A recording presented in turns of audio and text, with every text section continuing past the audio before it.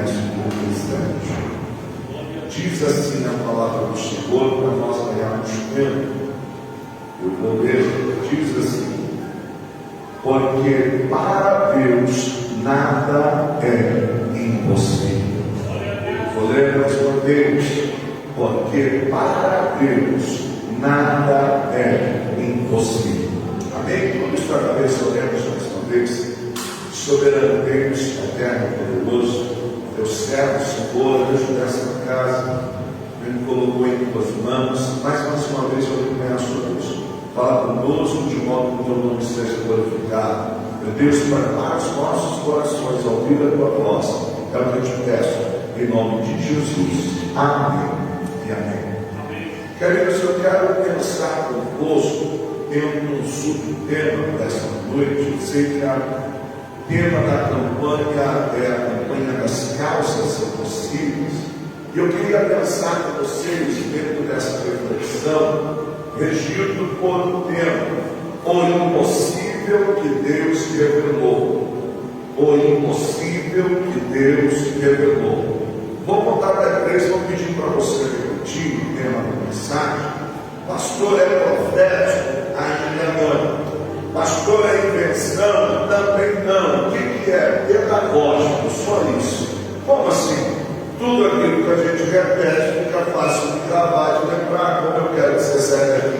Lembrando da mensagem, não precisa lembrar do pregador, só lembra da mensagem. E aí eu sei que vai ser bênção, tá bom? O impossível que Deus revelou. No 3. 1, 2, 3. O impossível que Deus revelou. Glória a Deus, guarda isso no seu coração. O impossível que Deus revelou. Queridos, o texto que nós lemos, e muito bem explorado pelo nosso irmão Belo, ele está inserido dentro de um pano de fundo. Há um contexto. O que acontece? O grande e maior milagre que a humanidade já vivenciou está literalmente a caminho. Eu estou falando de quem? Jesus, o Verbo encarnado. Ou seja, Deus está se fazendo homem.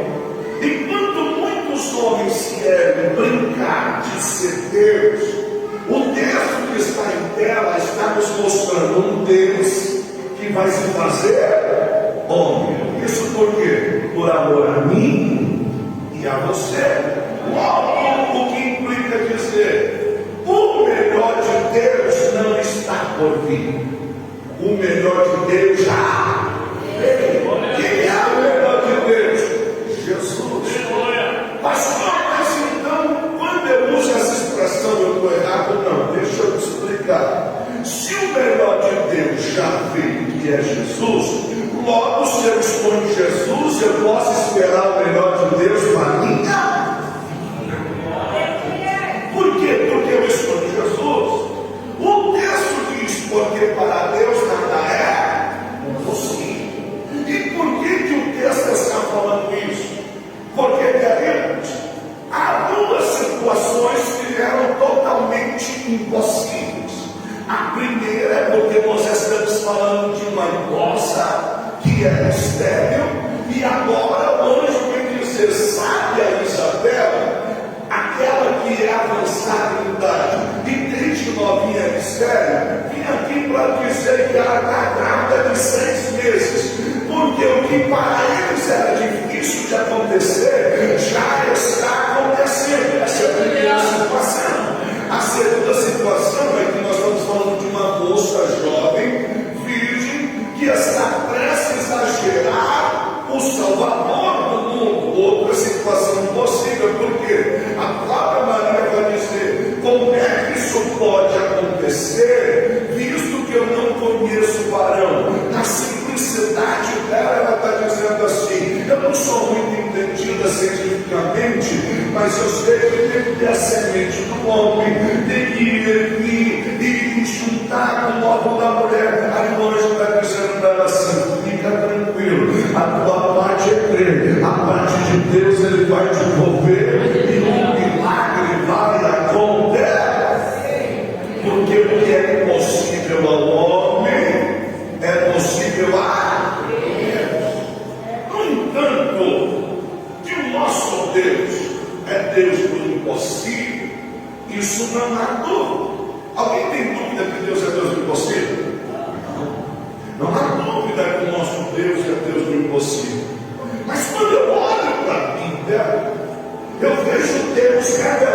sua palavra algumas coisas que são impossíveis.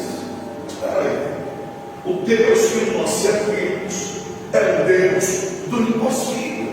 Mas quando eu leio a Bíblia, eu vejo o próprio Deus revelando na palavra algumas coisas que são impossíveis. Quando nós olhamos para o significado da palavra impossível, impossível se fala daquilo que não é realizável.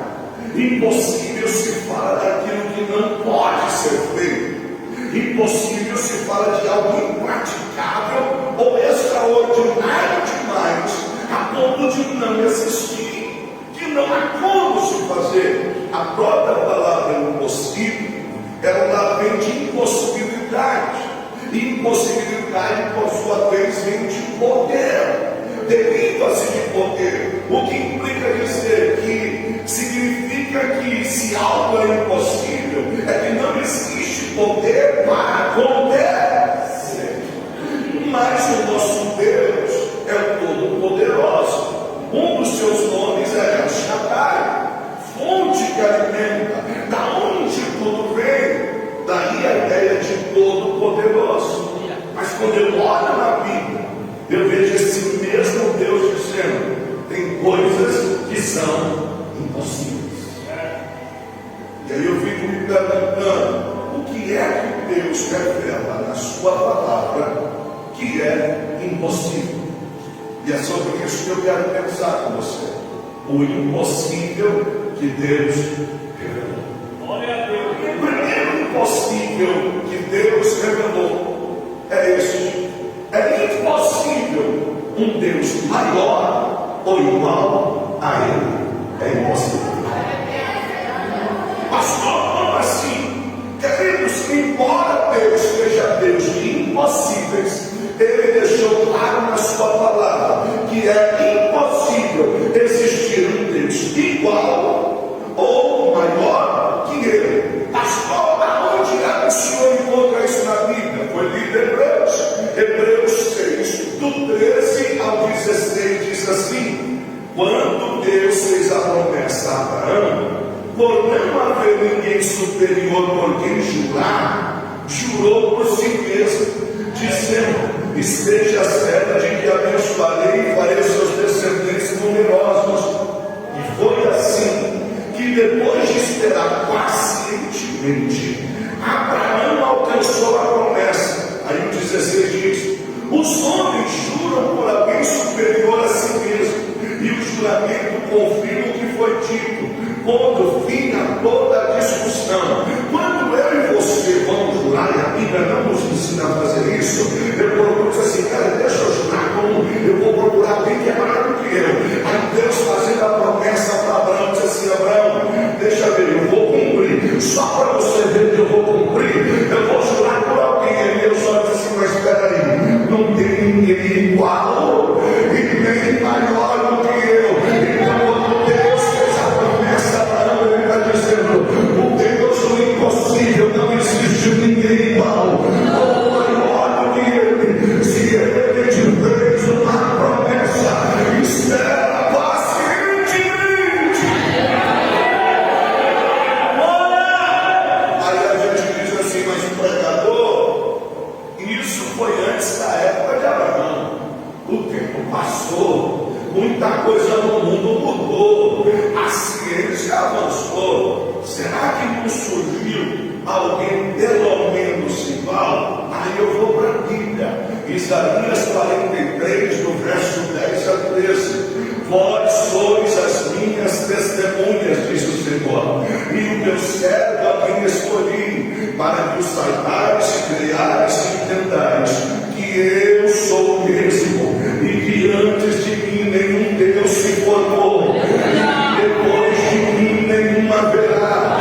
Eu sou o Senhor, e fora de mim não há Salvador. Eu anunciei, eu salvei, eu resolvi, e Deus é sangue e não houve entre vós.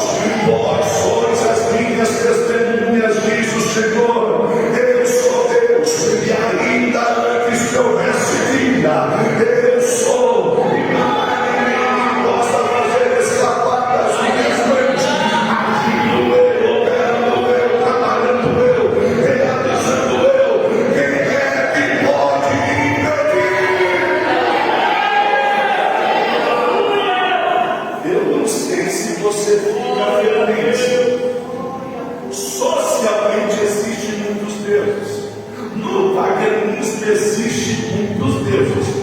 mais igual ou maior que o seu vem da pastor, o que o senhor quer dizer? É impossível existir um Deus maior ou igual ao Deus a quem você serve. Você sabia que em Israel toda criança tinha que crescer aprendendo o chamar? O que era isso? Deuteronômio capítulo 6, do 4 a 9. As crianças tinham que crescer recitando de cor. Eles diziam assim: ouça Israel, o Senhor nosso Deus é o único Senhor. As crianças teriam que crescer aprendendo que não existe outro, Ele é único. Isaías 64, 4 diz: porque desde a antiguidade não se ouviu, e nem com o ouvido se percebeu, e nem com os olhos se viu um Deus que além de ti trabalha por aquele que nele espera. Quando Moisés está lá e Deus fala com ele, ele diz assim: eu vou lá para o Egito, é uma terra de muitos deuses, quem é que eu vou falar que está me enviando? Deus olhou para ele e disse assim: Deus sou eu, o grande é sou eu. Deus é único, Deus é fiel, Deus é poderoso, o teu Deus é verdadeiro. Então você está na campanha das causas impossíveis. Então, a primeira coisa que você precisa entender é que Deus nos revelou o impossível. É impossível existir um Deus igual ou maior que Ele. Mas olhando para a Bíblia, Ele também nos ensina um segundo impossível. Qual é o segundo impossível que Deus revelou na sua palavra? É impossível que Deus minta. É impossível. O Deus do impossível revela os impossíveis. E é impossível que Deus minta. Pastor, como assim? Queridos, Ele não é apenas um. Mas quando em Apocalipse capítulo 3, o verso 7, ele está escrevendo a igreja de Filadélfia, ele está dizendo: isto diz o que é santo, o verdadeiro. A expressão original, o verdadeiro, significa aquele que é digno de se pôr confiança. É impossível que Deus minta. Números 23, verso 19 diz assim: Deus não é homem para que minta, e nem filho do homem para que se arrependa. Porventura diria ele não faria, falaria e não confirmaria. Se Deus falou, pode acreditar. Se Deus lhe falou, acredite, porque Ele não mente.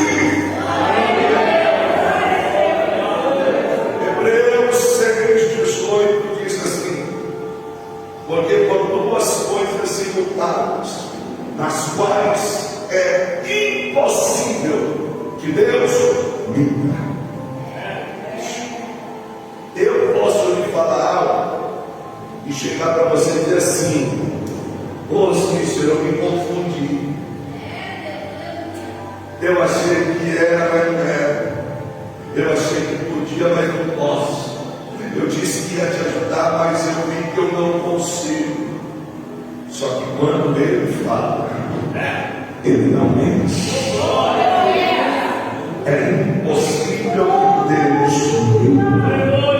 Portanto, tenhamos a firme consolação, nós, os que pomos o nosso refúgio em ter a esperança proposta. O escritor aos Hebreus está dizendo: é impossível que Deus minta. O problema é que eu e você, a gente não tem muita habilidade monetária com o tempo. Por quê? Porque nós estamos presos ao Cronos, e o Cronos está preso a segundos, minutos, meses, horas, e aí nós fazemos contas, e isso angustia o nosso coração. O escritor Eclesiastes diz que há um tempo determinado para cada propósito debaixo do céu.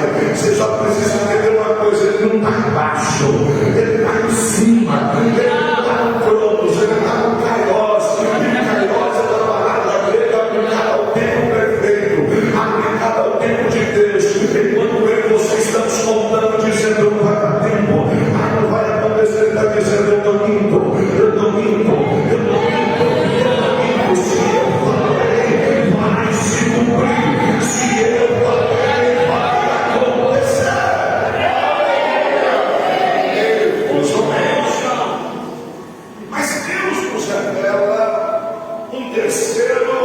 impossível na sua palavra. O Deus dos impossíveis nos revela um outro possível. Algo que não pode acontecer. Algo que não pode ser realizado. E o que é isso? É impossível que Deus mude. E quando eu falo que é impossível que Deus mude, eu não estou falando de suas sentenças, porque a graça e a misericórdia de Deus são imensuráveis. Você pode dizer assim, pastor, o senhor está dizendo que Deus não muda, mas certa feita eu li na Bíblia que Deus manda o profeta Isaías ir lá entregar uma mensagem ao rei Ezequias, dizendo para ele: põe a tua casa em ordem, porque tu vai descer a sepultura. Aí o profeta entrega o recado, vira as costas e sai.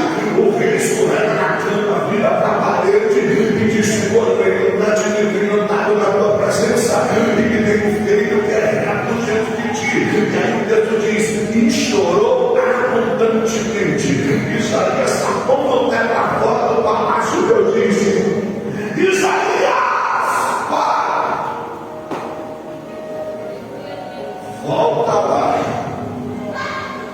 e diz para ele que eu ouvi a sua oração e vi as suas lágrimas. Tu já se colocou no lugar do profeta Isaías? Toda vez que eu li esse livro, eu me coloco: Senhor, peraí, os dois, ou eu estava na carne na primeira vez, ou eu até agora. Acabei de falar que o homem vai morrer, agora o senhor está dizendo que não vai mais não. Volta lá, Isaías. Tu só é o canal. Eu faço do jeito que eu quero, da maneira que eu quero. Não é quando eu falo de mudança, eu não estou falando das suas sentenças. A sua graça e a sua misericórdia são imensuradas. Mas quando eu falo que Deus não muda, eu estou me referindo à sua natureza.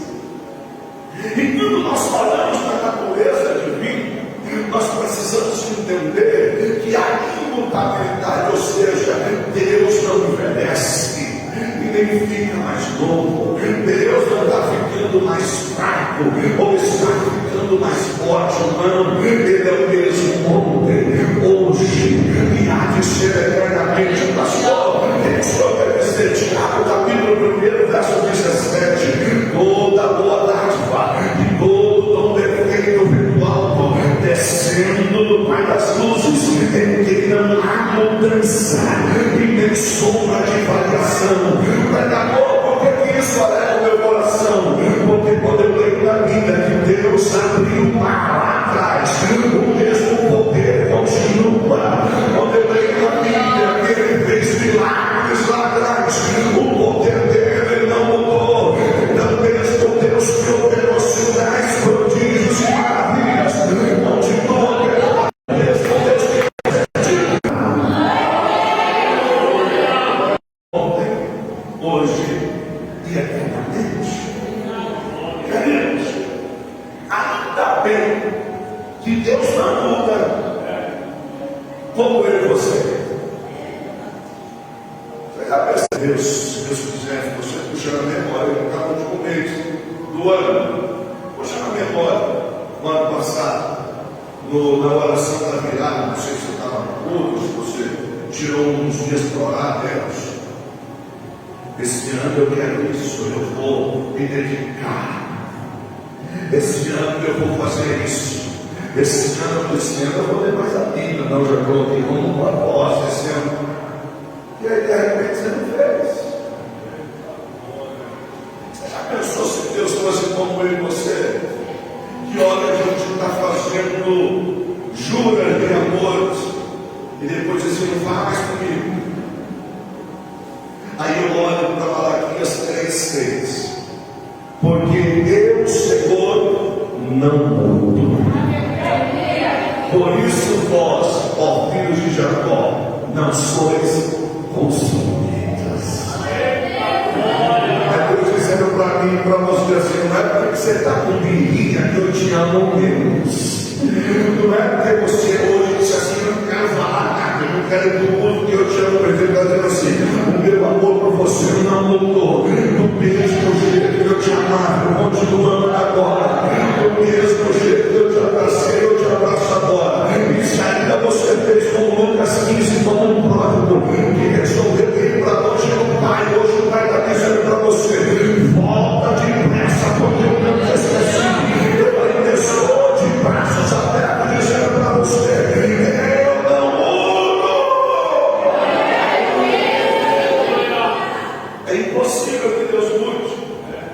ele continua o mesmo. Mas quando eu olho para a Bíblia, e nós aqui estamos pensando sobre causas impossíveis, e dentro da temática do impossível que Deus revelou, há um quadro impossível que Deus revelou. Pastor, qual é o quadro impossível? É impossível a palavra de Deus passar. Ela não passa. Se foi Deus que falou, essa palavra não passa. Pastor, o que o senhor quer dizer? A palavra de Deus é infalível e inerrante. Os impossíveis que Deus tem nos revelado, nos iluminar, está dentro da sua palavra. E aí você precisa entender uma coisa: a palavra de Deus, ela não passa, porque a autoridade dela vem daquele que a inspirou. Toda a escritura é divinamente inspirada. Tem muita gente aí ensinando que a Bíblia precisa ser atualizada. Precisa não. A Bíblia precisa, não precisa. Tranquilo. Ela é a inerrante e infalível palavra de Deus. Pastor, por que o senhor está dizendo que ela não passa? Mateus 24:35. Os céus e a terra passarão, mas as minhas palavras não hão de passar. Irmãos, essa palavra ela é tão poderosa que a própria Escritura diz que ela não volta vazia. Quando você olha para Isaías 55, verso 10 e 11, você entende que ela não volta vazia sem cumprir o propósito pela qual ela foi liberada. Diz assim a narrativa: porque assim como desce a chuva, olha o que o escritor está mostrando, olha os exemplos. Porque assim como desce a chuva e a neve dos céus, e para lá não dorme, você está pensando nisso, você está lendo, entendendo o que você está lendo. Porque assim como desce a chuva e a neve dos céus, e para lá não volta,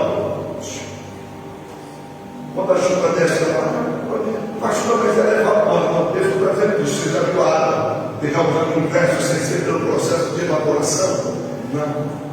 Ela foi despejada e cumprindo o propósito. Por onde passou, molhou. Por onde passou, foi irrigando. Por onde ela passou, ela foi germinando uma terra. E aí ele diz assim: mas regam a terra, e a fazem produzir, e brotar, e dar semente ao semeador, e pão ao que come. Olha o que ele está dizendo. Quando a chuva desce, ela rega a terra, ela faz produzir fruto, ela faz brotar, dá semente ao semeador e pão ao que come. Sabe por quê? Porque quando a terra começa a brotar, ela vai te dar semente para plantar de novo, e ainda vai te dar para poder se alimentar. Ele está falando tudo isso só para dizer assim: olha que lindo. Assim será a minha palavra que sair da minha boca. Ela não voltará para mim vazia, antes fará o que me apraz e prosperará naquilo que há em mim. Sabe o que ele está dizendo, crente? O mundo nunca é mais um culto, uma palavra nunca é mais uma palavra. Ela não passa, é impossível, ela não volta vazia. Se essa palavra é semente, deixa ela produzir aí tudo sobre a tua vida, deixa ela gerar, deixa ela crescer, porque ela vai prosperar sobre a tua vida, vai trazer milagre, vai trazer resposta, vai trazer solução. Foi a pergunta que Deus fez ao profeta Jeremias. Jeremias, no capítulo 1, verso 11, Deus disse para ele assim: Jeremias, o que é que você vê? E ele disse: eu vejo uma vara de amendoeiro. Olha o verso 12: e disse o Senhor: viste bem, porque eu velo sobre a minha palavra para cumpri-la. Não sou eu que velo pela palavra, não é você que vela pela palavra, é eu que vela pela sua palavra. Se a gente entendesse que é impossível a palavra dele passar, a palavra dele não passa, então guarda essa palavra no fundo do teu coração. É por isso que Davi disse: escondi a tua palavra no meu coração, para eu não pecar contra ti. A Bíblia diz o seguinte: todas as vezes que eu tinha aquela vontade de pecar, disse assim: não, mas eu guardei a palavra, eu guardei a palavra, eu não vou desistir, a palavra está guardada, eu não vou desanimar, a palavra está guardada. É impossível a palavra passar. Mas quando eu olho para mim, eu aprendo com Deus um quinto impossível. É impossível ele ser infiel. É impossível. Não posso pregar essas mensagens assim por impossível, né? Bom, né? Brincadeira, meu amigo. É impossível ele ser infiel. Deus não duela com a sua natureza. Deus não duela com a sua natureza. Mas só onde é que a gente encontra isso na palavra? Quando Paulo está escrevendo a sua segunda carta a Timóteo, ao jovem pastor, o apóstolo ele está aconselhando a Timóteo como é a jornada na fé. Olha que interessante. E aí, no capítulo 2, o Paulo vai fazer uso de algumas figuras, ele vai usar uma linguagem comparativa.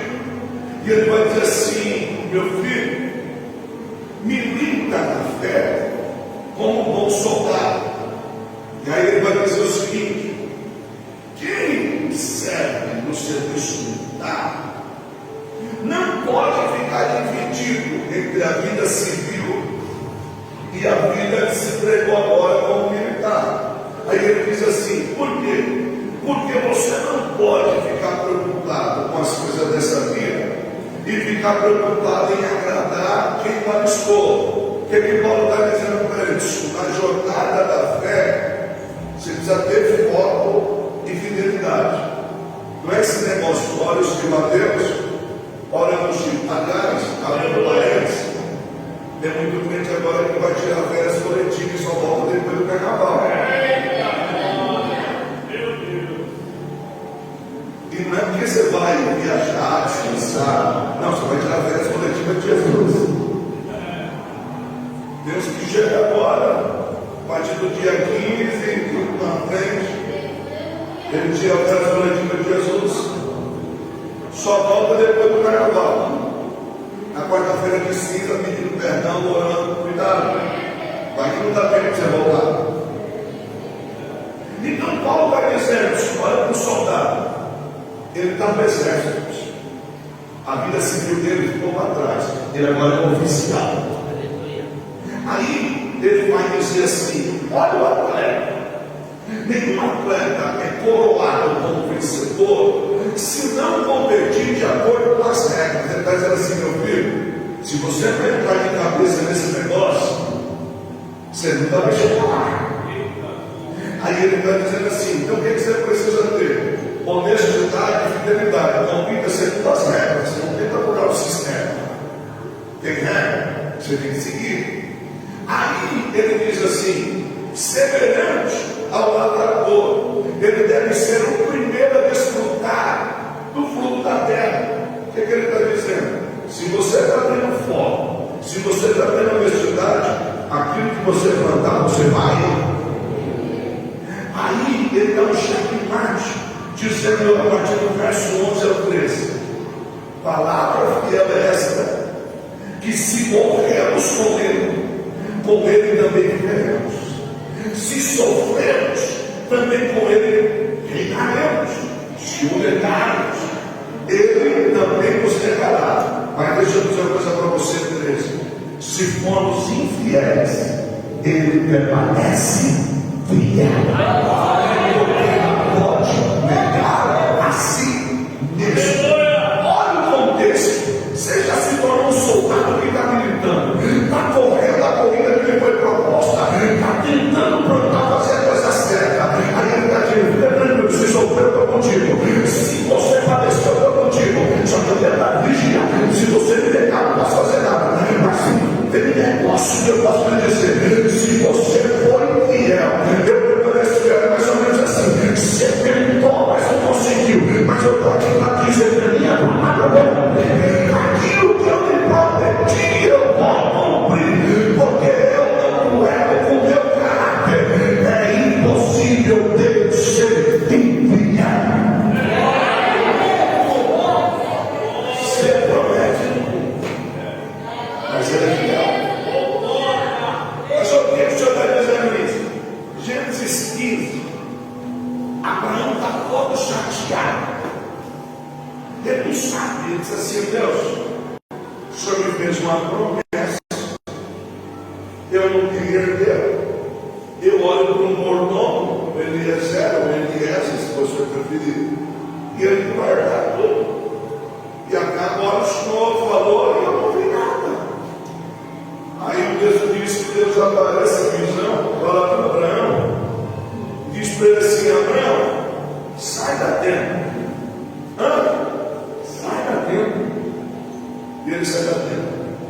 Olha para o céu. Quantas estrelas você pode? Me perdi. Vou tentar de novo. Não consigo, pois é. Assim será a tua descendência. Aí Deus começa a tratar com Abraão e diz para ele assim: Abraão, vai lá e me traz alguns animais. Me traz alguns animais. Aí o verso 9 de Gênesis diz assim: respondendo o Senhor, traga-me uma novilha, uma cabra, um camelo, e todos com 3 anos de vida, e também uma rolinha com um pombinho. Aí Abraão trouxe. Aí Deus falou para ele: corta no meio, só um pouco passados. Levou os animais e cortou no meio. Uma banda para esse lado e uma banda para o outro. Por quê? No Oriente Antigo, quando alguém queria celebrar uma aliança, eles cortavam os animais, e ambos que estavam na aliança passavam por meio dos animais cortados. Por quê? A proposta é o seguinte: que aconteça com qualquer um de nós, assim como aconteceu com esses animais, se um das partes quebrar a aliança. O problema é que verso 17 diz assim: depois que o sol se pôs, veio a escuridão, e eis que um fogareiro esfumaçante como uma tocha acesa passou entre os pedaços de animais. Por quê? Porque se você voltar para os princípios, o Abraão fez o que Deus mandou fazer, mas parecia que Deus não estava chegando. Aí começou a demorar, e Abraão começou a afastar as árvores rapidinho. Começou a tirar. Aí Deus vai dizer: de repente bateu um cansaço, um sono. Abraão quer deixar para você voltar. Aqui verso 12: ao pôr do sol, o sol está baixando. Abraão foi tomado de um sono profundo. Eis que vieram sobre ele trevas densas e apavorantes, e Abraão dormiu. Ele não aguentou. Aí Deus vem no 17 no fogo. Diz assim: Abraão, você não tem condição de manter a aliança de pé, mas deixa que os céus possam. Deus passou no meio, dizendo para ele assim: eu sou fiel naquilo que eu lhe prometi. Você pode ser infiel, mas eu permaneço fiel. Tem coisa que você falou que não ia fazer, voltou a fazer. Tem coisa que você disse que não ia falar e voltou a falar. Tem coisa que você disse: eu nunca mais me entristeço por isso, e voltou a se entristecer. Mas ele está dizendo: a palavra que eu liberei sobre a tua vida está de pé. Aquilo que eu falei sobre o teu respeito está de pé. Mas eu preciso pensar com você num sexto impossível.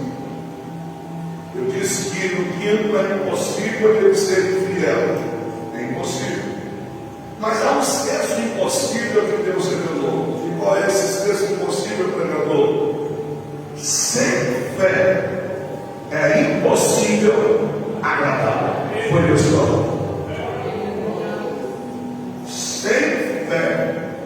impossível agradar. Não foi Deus que falou. Pastor, o que o senhor quer dizer? Hebreus 11:6. Ora, sem fé é impossível agradar, porque é necessário que aquele que se aproxima de Deus creia que Ele existe e que é galardoador daqueles que o buscam. Quando você olha para Hebreus, você precisa entender em que posição ocupa esse verso 6.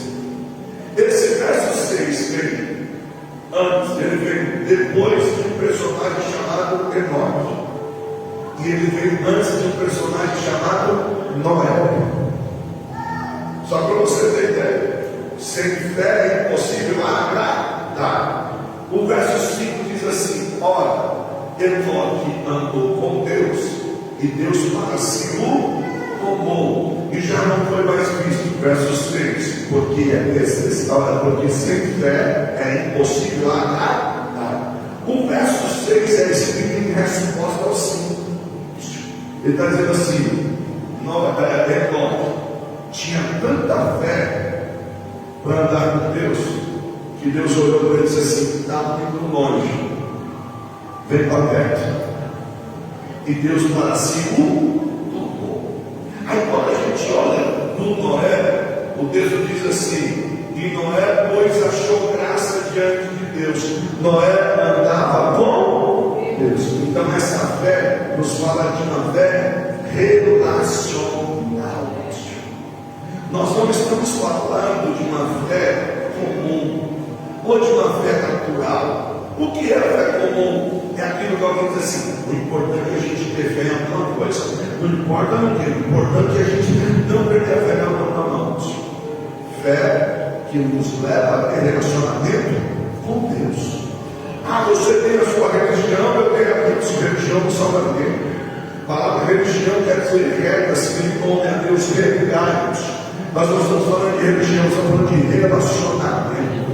Ou seja, sem relacionamento com Deus é impossível viver uma vida que lhe agrada. Então, quando nós falamos sobre fé, nós estamos dizendo de uma fé que levou o homem a se aproximar de Deus, que Deus para si o tomou. Nós estamos falando de uma fé que Deus ia destruir tudo, mas eu vou dizer assim: por causa de você, rapaz, eu vou poupar você e a tua família. Você tem ideia do que é isso? O mundo inteiro foi destruído, mas alguém que andava com Deus livrou a sua casa. Alguém que andava com Deus livrou a sua família. Ou seja, se você tem uma fé relacional, fique tranquilo, porque esse é o caminho de agradar a Deus.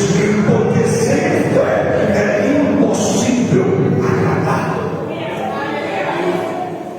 Cantar bonito, pode tocar bem, pode reger bonito, pode pregar como ninguém, mas se a sua fé não tem relacionamento com Deus, é morta, é vazia e não agrada, porque sem fé é impossível agradar a Deus.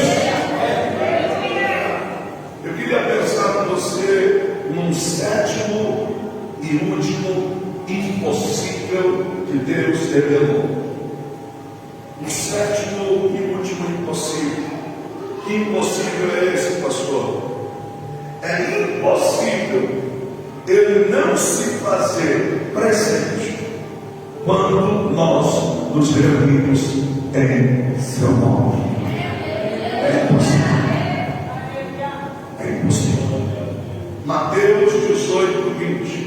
Porque onde estiver dois ou três reunidos em meu nome, eu ali estou no meio deles. Queridos, olha que interessante. O contexto, texto sem contexto, gera pretexto para a igreja.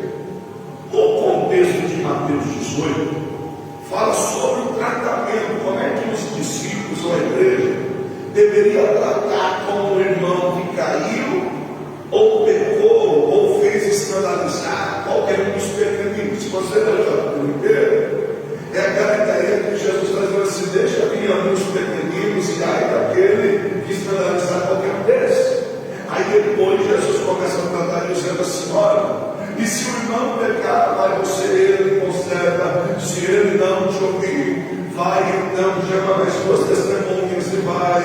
E mesmo se ele não te ouvir, vem e trata com a igreja. Se ele não ouvir, essa é a ideia, esse é o contexto. Aí, depois que Jesus fala tudo isso, no verso 18 ele começa a dizer assim: ó, em verdade vos digo que tudo que ligares na terra será ligado nos céus, e tudo que desligares na terra será sido desligado no céu. Qual é o assunto? Tratando dos irmãos. Se vocês resolverem, olha a autoridade que Deus está dando para você que é a igreja. Se você decidir a questão, Deus fecha com você. Se você ligar, está ligado. Se você desligar, está desligado. Aí o verso 19 diz assim: ó, também vos digo, se dois de vós concordarem na terra acerca de qualquer coisa que pedirem, isso lhe será feito por meu Pai que está nos céus. Gente, você não está aqui. Eu concordo com a sua vitória. Você concorda comigo? Eu concordo contigo. Você está buscando o nome de Jesus, você está pedindo, eu concordo, a gente está pedindo. Aí o verso 20 fortalece isso dizendo: porque onde estiverem dois ou três reunidos em meu nome, eu ali estou no meio. Pastor, não é impossível nós estamos reunidos no seu nome e ele não se fazer presente? Sim, é impossível, porque a palavra me dá respaldo. Ah, pastor, mas tem muita gente reunida aí que Deus não está. Mas o verso diz: nem toda reunião em nome de Deus. Tem reuniões que é para promover o nome do próprio homem. É só você olhar para Gênesis 11, papel. Vamos, queimemos tijolos, vamos construir uma torre que toque os céus. Olha que legal. A construção da terra queria tocar os céus. Só que aí os homens dizem: vamos fazer o nosso nome grande. Tem muita gente que quer construir algo para tocar o céu, mas para promover o nome dele. No dia que eu e você entender que a gente se reúne, mas o nome dele tem que aparecer.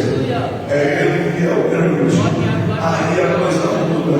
Então ele vai dizer assim: quando dois ou três se reúnem em meu nome, eu ali estou no meio deles. Sabe o que eu quero dizer? O céu está validando esta reunião. E se nós estamos reunidos no seu nome, é impossível não sentir a presença dele. Se nós estamos aqui no seu nome, é impossível milagres não acontecerem. Se nós estamos aqui no seu nome, não há resposta de oração, há transformação, há restauração, porque o Deus que nos revelou impossíveis é o Deus dos impossíveis. A permissão do pastor queria que você se colocasse de pé em nome de Jesus. Vamos adorar o Senhor e observar a minha participação. Deixa eu dizer uma coisa para você: Deus é Deus do impossível. Eu disse para você que é impossível ter alguém igual a Ele. Eu disse para você que é impossível que Ele minta. Eu disse para você que é impossível que Ele mude. Eu lhe disse que é impossível Ele ser infiel. É impossível sem fé agradá-lo. E é impossível nós nos reunirmos aqui em seu nome e Ele não está presente. Então, se Ele está presente, eu